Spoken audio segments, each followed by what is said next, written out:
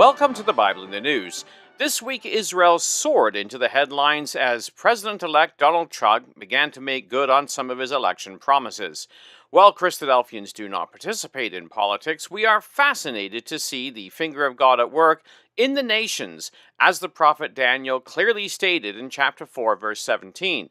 The Most High ruleth in the kingdom of men, and giveth it to whomsoever he will, and setteth up over it the basest of men. Well, God has chosen to raise Donald Trump to the position of power in America and the world. Bible students are quite excited by this prospect, not because of the man, but because of his stated policies in regard to the state of Israel. In some of the ads leading up to the campaign, Trump clearly stated his position. I love Israel and honor and respect the Jewish faith and tradition. And it's important that we have a president who feels the same way. For me, respect and reverence for Judaism is personal. My daughter Ivanka and my son-in-law Jared are raising their children in the Jewish faith, always reminding me the important values and lessons we learn about leadership, resolve, and families in Jewish tradition.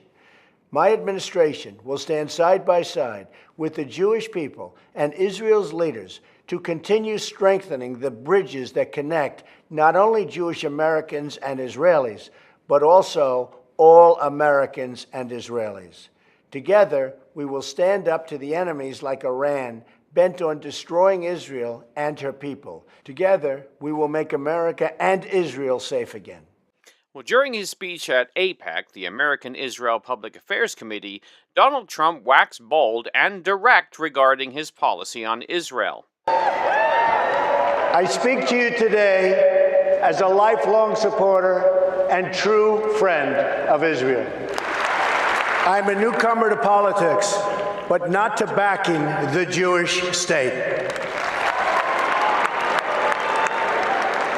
I came here to speak to you about where I stand on the future of American relations with our strategic ally, our unbreakable friendship, and our cultural brother, the only democracy in the Middle East, the State of Israel. He laid out several of his policies with regard to the nation of Israel. He was very politically incorrect, as his usual style normally is. He addressed the issue of Iran, but also the problematic relationship between Israel, the United States, and the United Nations. The United States can be useful as a facilitator of negotiations, but no one should be telling Israel that it must be, and really that it must abide by some agreement made by others thousands of miles away that don't even really know what's happening to Israel, to anything in the area. It's so preposterous. We're not going to let that happen. When I'm president, believe me, I will veto any attempt by the UN to impose its will on the Jewish state. It will be vetoed 100%. Well, during this speech, Trump pointed out the track record of agreements that were imposed on Israel in the past, and his feelings on the reason for the failures. To make a great deal, you need two willing participants. We know Israel is willing to deal. Israel has been trying to sit down at the negotiating table without preconditions for years. You had Camp David in 2000, where Prime Minister Barak made an incredible offer, maybe even too generous. Arafat rejected it. In 2008, Prime Minister Olmert made an equally generous offer. The Palestinian Authority rejected it also. Then John Kerry tried to come up with a framework, and Abbas didn't even respond, not even to the Secretary of State of the United States of America. They didn't even respond. When I become president, the days of treating Israel like a second-class citizen will end on day one. Now, many have treated his speeches as simply electioneering and grandstanding. But as Donald Trump has been building his cabinet and announcing the key roles, he has been building a team that is capable of realizing his campaign promises. But where did Trump's policy on Israel come from?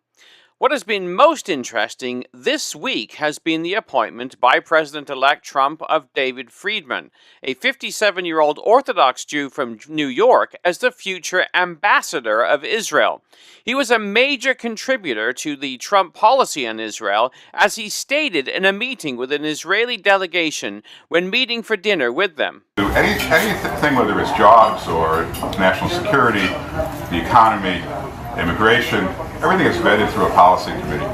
With regard to Israel, there really isn't a policy committee. Our relationship is so strong that on matters of Israel, he's really given Jason and I really full authority to speak on his behalf. The one thing that I'm proudest about to date is the Republican platform as it relates to the state of Israel. The Republican platform on Israel is the strongest platform with regard to Israel that either party has ever developed in the history of this country. And the way this was developed was a partnership between the Orthodox within the Jewish community, the Israel lovers within the Jewish community, and the evangelical community. And so from this platform, I would invite people to compare 2016 to 2012. There's no longer any reference to a two-state solution. There's an affirmative statement that Israel is not an occupier with respect to Judea and Samaria. There's a commitment to recognize Jerusalem as the eternal capital of the Jewish people. But undivided capital of the Jewish people, with the embassy there. When this platform was passed by the Republican Platform Committee, the evangelical community got up. Not only did they get up and clap, but people were actually crying. That's how motivated, that's how happy they were. They thought this was a day they would never see. Well, how true was this? Well, consider Trump's statement at his speech at AIPAC. We will move the American embassy to the eternal capital of the Jewish people, Jerusalem.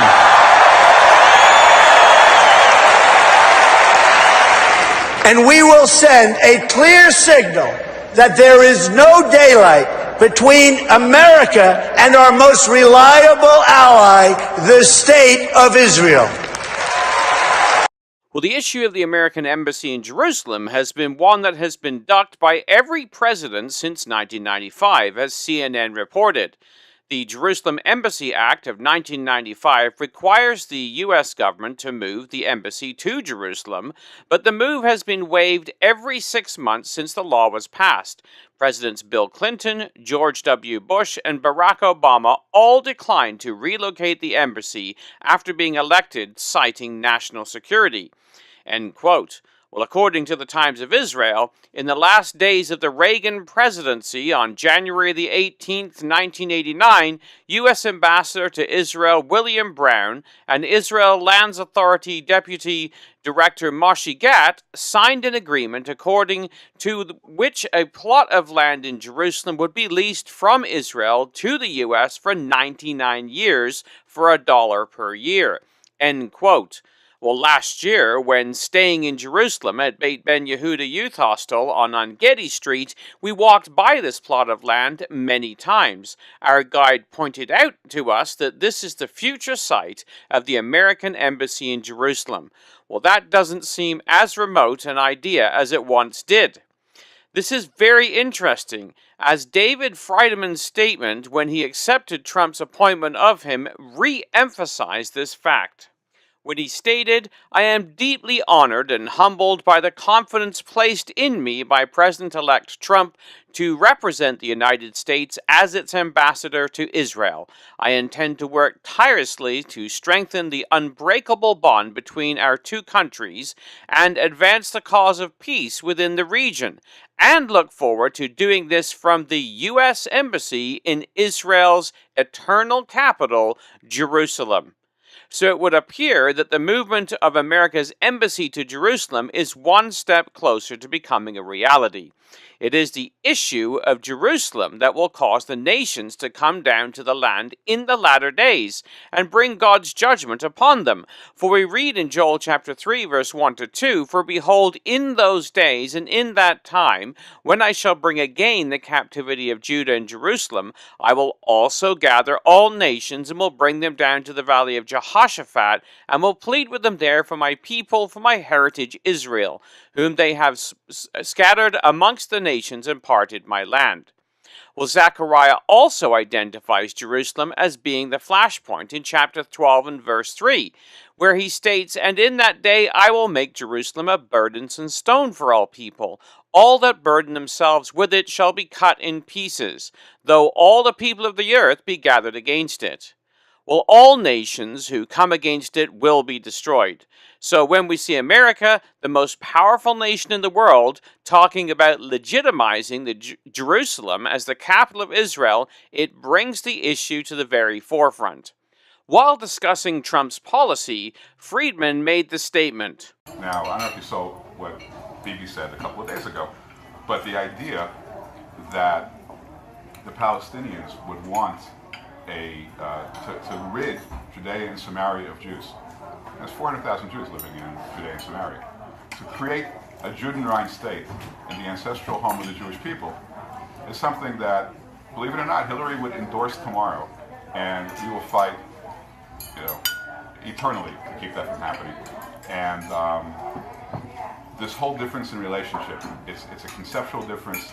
It's a partnership, as I said, not a client state. Israel helps us as much as we help Israel. The strategic relationship, the tactical relationship, the intelligence sharing is essential to keep America safe, not just to keep Israel safe.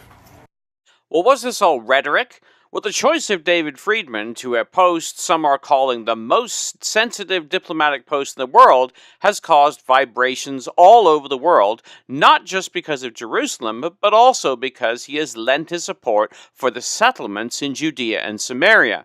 So again, it would appear that Trump is moving to activate on his campaign policy. In the same meeting with Israeli settlers cited earlier, Friedman had the following to say.